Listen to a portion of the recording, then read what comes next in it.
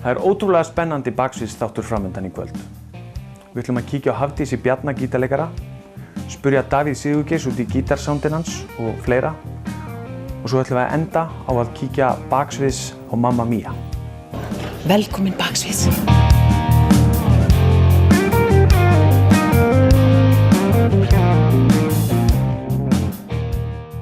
Ég byrjaði eins og margir lærði nokkuð grip svona sem krakki. Systir mín kendi mér 3 grip þegar ég var 8 ára og svo var önnur kona sem kendi mér 3 grip þegar ég var 10 ára. En svo fór ég svona kannski að spila svona meira svona einhvern veginn aðeins meira fókusera þegar ég var kannski 11-12 ára. Og þá keypti ég mér minn fyrsta gítar, rafmagnsgítar, keyptur í Rín hjá Magga Eiríks. Þannig að það gerðist eiginlega þannig að ég svona frelsaðist til rafgítars. Þetta var árið 89 og þá var Woodstock hátíðin átti 20 ára afmæli og það var verið að spila svo mikið músík þaðan í útvarpinum og og With a Little Help from My Friends byrjar á svo fallegu svona alveg bara gítarintro.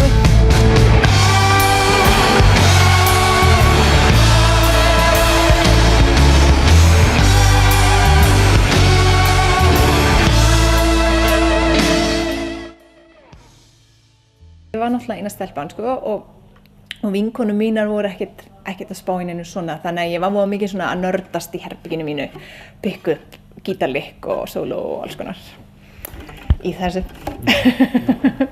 Fór ég upp úr því í FIH og þá datt ég inn í rosa skemmtilega hljómsveit sem hét Kjammar og ekki margir þekkja. Enda æfðum við töluvert meira en við spilum opinberlega. Við vorum mjög duglega að hittast og djamma og æfa og djöflast. En tókum nokkra tónleika en það var rosa skemmtilegt. Það kem úr svona eiginlega blues og rocki og kannski þjóðlagamúsík eitthvað þannig. Lærði jazz og núna að kenna nútíma klassískar tónsmíðar, þannig að þetta orðið svolítið svona mikill hrærigrautur. Ætli það sé ekki stíllinn, hrærigrautur.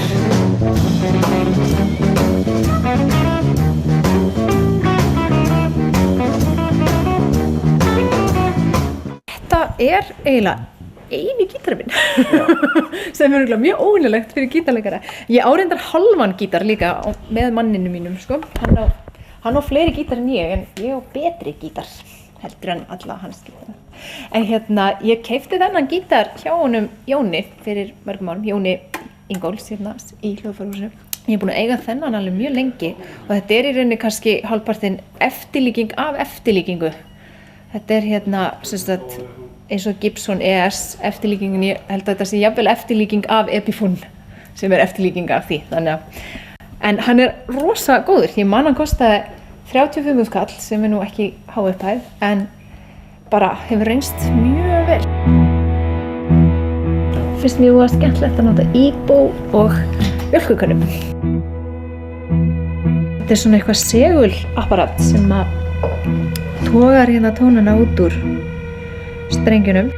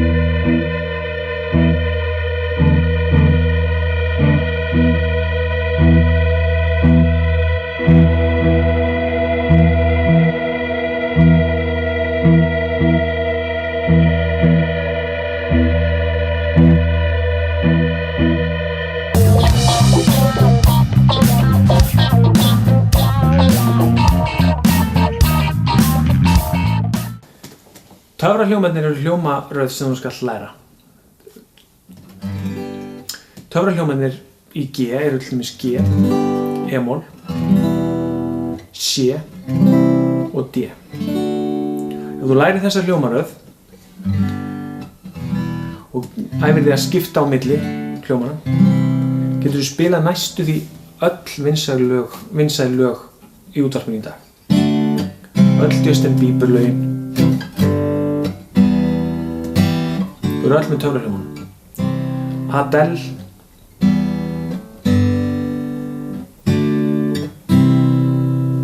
Og þetta eru bara 4 hljómar. Prófaðu líka að skrifa inn á YouTube 4 guitar chords og þá færðu þau alveg fullt af lögum sem eru með bara þessum hljómum. Þetta er svolítið merkilegt. Svo lærðu þið töfrahljómana.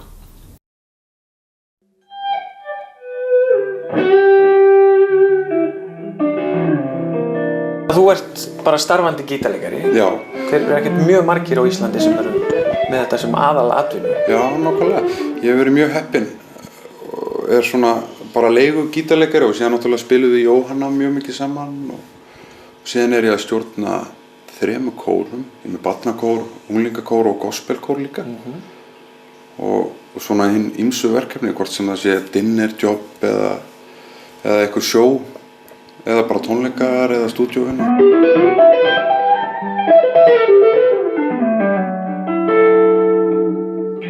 Aðalatriðið er heimavinna. Það er eiginlega, fyrir mér er það þannig að sá sem undirbýr sig mest, að hann spila best.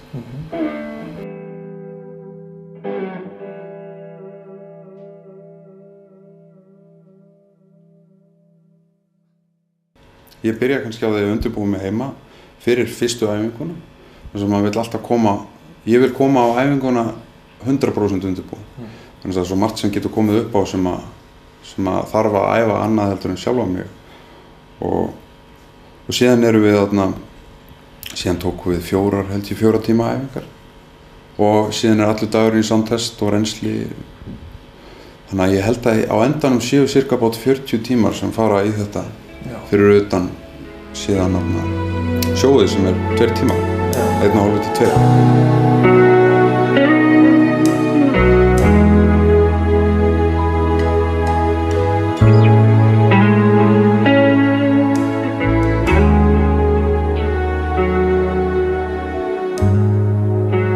Hvað er það sem gítarleikari þarf að hafa til þess að búa til sitt gítarsound? Fyrir mér sko, að þá er náttúrulega must að vera með overdrive pedal allavega eða overdrive í magnaranum og síðan finnst mér voða mikilvægt að vera með reverb og delay. Það er þessi 3 hlutir sem eru svona grunnatriði í svona sem allir þurfa að vera með í sínu vopnabúri.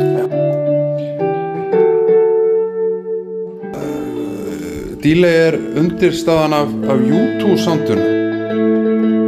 Það margfaldar soundið.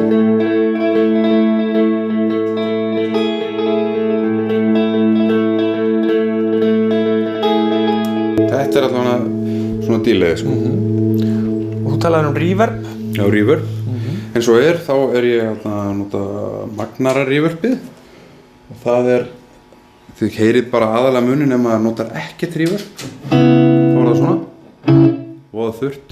Reverb er í rauninni, það er verið að búa til svona auka herbergi fyrir maður sem að magnarinn fer þá inn í. Gefur þessu svona líf? Já, gefur þessu smá líf. Það er að búa til kirkju.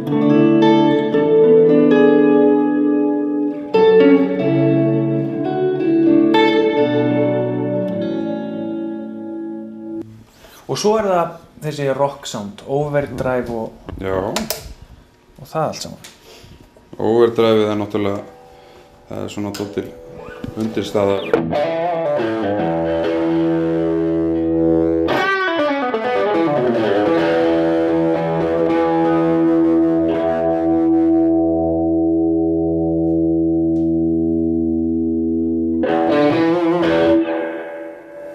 Það var miðað við ef ég myndi gera það sama.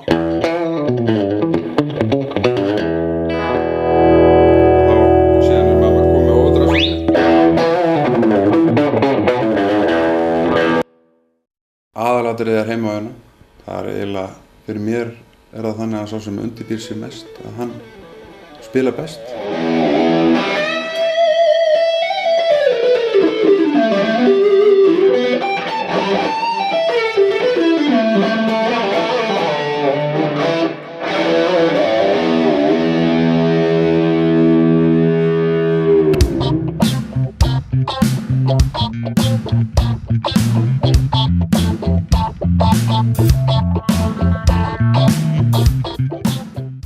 Það getur verið skemmtilegt að spila sóló og til þess að spila sóló þá þarftu bara að kunna tónstegan sem allir gítarleikarar kunna.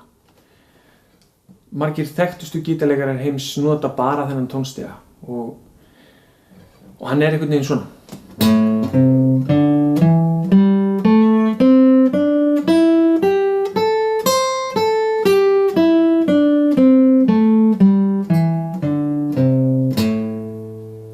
Hann gengur undir nokkrum nöfnum og ég kalla hann alltaf bara rock tónstegana því að þetta er svona tónstíð sem maður notar í rock og roll og ég hveti til þess að fara inn á síðuna og ná þér í tab af tónsteganum og læra hann.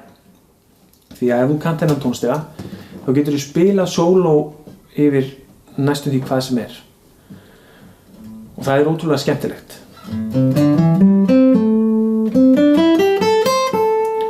Það er góð hugmynd að skrifa inn á YouTube til dæmis backing track in A minor og þá færðu undirspil, bara rock hljómsveit sem að spilar undir fyrir því á meðan þú tekur sóló. Og það eru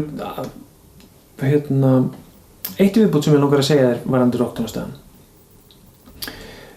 og það er munurinn á milli dúr og moll. Þegar þú spilar yfir mollhljóm þá þarftu að spila tónstegan frá fyrsta putta eins og við vorum að gera.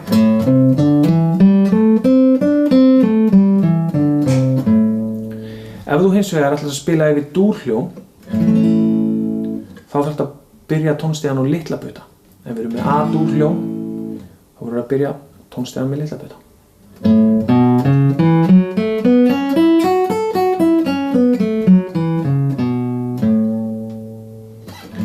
Farðu inn á síðuna og náðu í tónstegan og það eru meiri upplýsingar þessar hluti þar.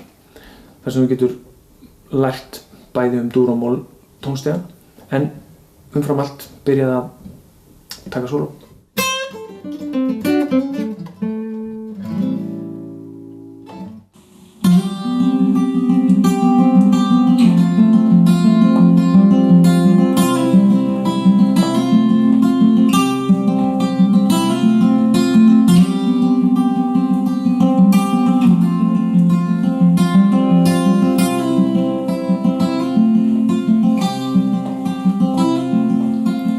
I hear the dream.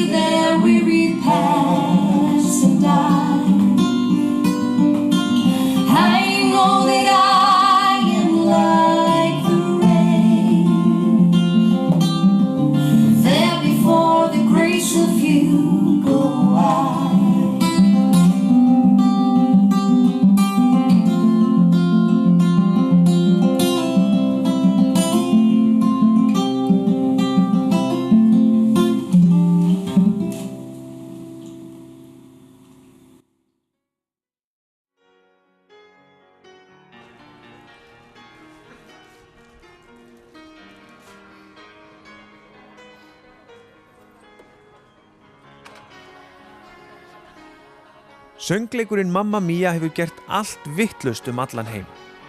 Hann var sýndur fyrst í London árið 1999 og þar gekk sýningin samfleytt í 14 ár. Yfir 60 milljón manns hafa séð söngleikinn á heimsvísu, en hann eins og flestir vita byggður á tónlist hljómsveitarinnar ABBA.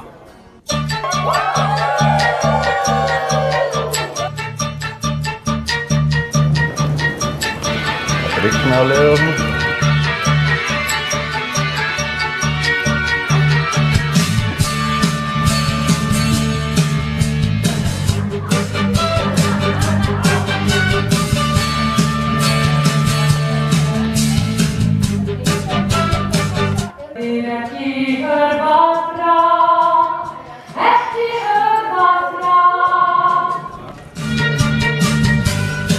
Þegar Baksviðs heimsótti Borgarleikhúsið var tímamótasýning í íslensku leikhúsi að fara af stað. Andrúmsloftið í leikhúsinu var ótrúlega skemmtilegt og mikil stemning meðal leikara og tónlistarfólks.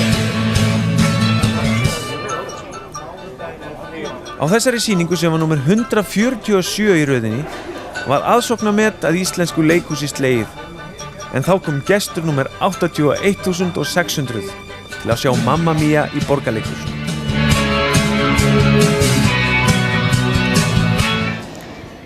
Við erum staddir hérna á Baksviðs á Mamma Mia á tímamótasýningu sem slær aðsóknarmet í íslensku leikhúsi og við hittum Stefán Hjörleifsson og ætlum að spjalla aðeins við hann. Ég að spila hérna gítarpartinn augljóslega, annan þeirra.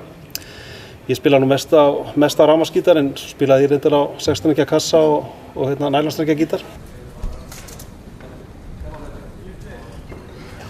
Já, það eru nú bara, við fáum partana mjög snemma. Við fengum þá ábyggilega með 5-6 mánaða fyrirvara. Fyrir svona ári síðan, þetta var frumsýnt í mars fyrir tæpu ári. Við fengum partana nokkuð áður.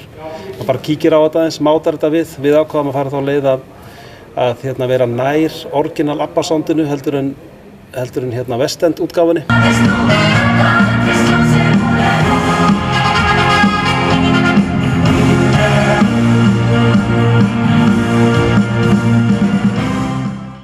Ég man eftir því ég spilaði í leikhúsi fyrir 20 árum eða meira, þá vorum við yfirleitt með gítarmagnarann einhvers staðar annars staðar, gjarnan undir sviðinu eða bara allt annars staðar í húsinu, og þá var náttúrulega ekki til Line 6, en ég fekk mig svoleiðis núna. Ég var hafði fordóma gagnvart því áður, en þeir verðast alveg verið búin að mastera þetta, þannig að soundið bara mjög flott. Það heyrir ekki munninn, þannig að við spilum allir með headphone hérna uppi og hérna þannig að basically heyrist ekkert með kassagítarunum og trommusettinu frá sviðinu.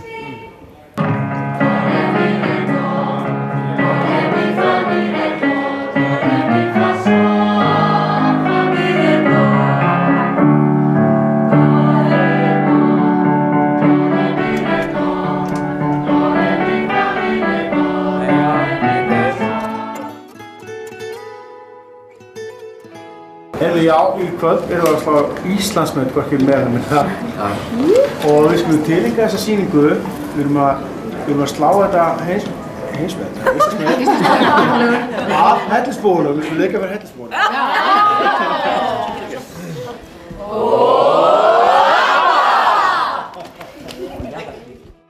Það alveg ofboðslegur agi í leikhúsinu. Það hérna bæði á æfingaferli og sýningum og það byrjað á soundtiki klukkan 7, þá allir mættir og það bara þannig, það engar undantekningar frá því og þú ert í raun og veru alltaf að spila nákvæmlega sömu hlutina þó að sé auðvitað alltaf pínu frelsi, það ekki sýning alveg 100% eins en þú getur í raun og veru stillt klukkuna bara eftir senum og cue.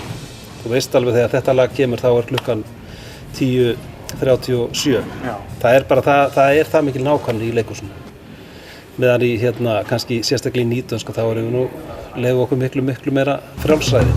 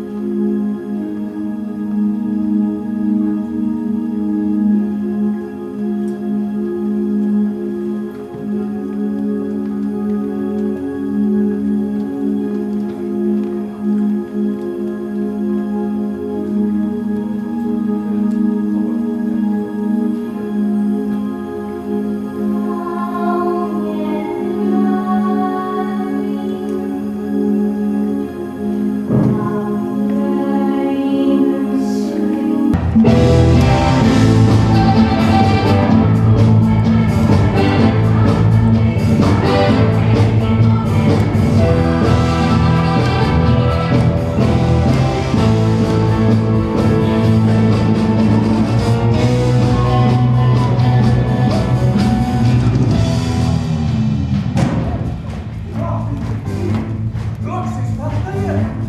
Hann var ekki gregur. Já, ég pappið þig. Það var þess vegna sem þú bauðst mér. Auðvitað viltu hafa pappa þetta hjá þér á svo stóra degi og láta leiða þig upp á altari. Og ég segi það, Sophie, að ég mun ekki klikka á þessu. Ég kem.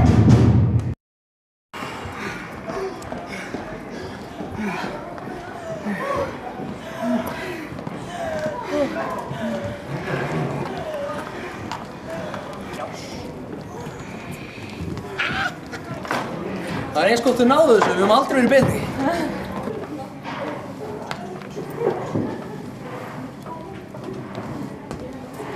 Þetta alveg rosalega skemmtilegt. Þú veist, það er ekkert endilega alltaf gaman að drífa sig út á föstudags- og laugardagskvöldum eða sunnudagskvöldum eða hvað sem það er. Eins og menn þekkja bara úr, þú veist, að drífa sig á ballið eða hvað sem er. En það er einhvern veginn alltaf hópurinn það góður og andinn það góður hérna í húsinu. Að bara leið og að tala því að þá bara fer saman stemning í gang og mér hefur aldrei leiðist. Við erum 7. Partarnir eru skrifaði fyrir 9. Þeir keyboardleikararnir deila með þessum 4. partinum. Við minnkuðum þetta aðeins. Ennur þetta sýnt í 2000 manna húsum. Við vorum í 500 og eitthvað manna húsi. Gítarpartarnir eru eins, 2 gítarar og svo percussjónleikari sem við erum ekki með. Þeir leystu það trommararnir. Við erum Stefán Magnússon er á hinn gítarinn og Vignir Stefánsson er á keyboard. Jón Ólafs er tónlistastjóri og Vignir leysir hann af og hann Haraldur Sveinbjörnsson er á 3. keyboard. Óli Hólm og Jói Hjöl skipta með sér trommónum og svo er Friðrik Sturluson á bassa. Svo Eiður Arnarsson hefur komið inn, Andrés Þór, Davíð Sigurkisson, Ingvar Alfreðsson og Birgir Þórisson. Nú er 2 til 3 sýningu á Mamma Mia 9. Ég byrði alltaf sem byrja á sviði að koma á svið og bóta eftir fólk á headsetta. 2 mínútur. Hvað eru? 2? Ekki drífa okkur? Nei, nú er allavega 30 sekúndur. Nei, hún var að kalla 2. Kom 2. Kom 2. Let's go. Rock and roll. Yeah, rock and roll. All right.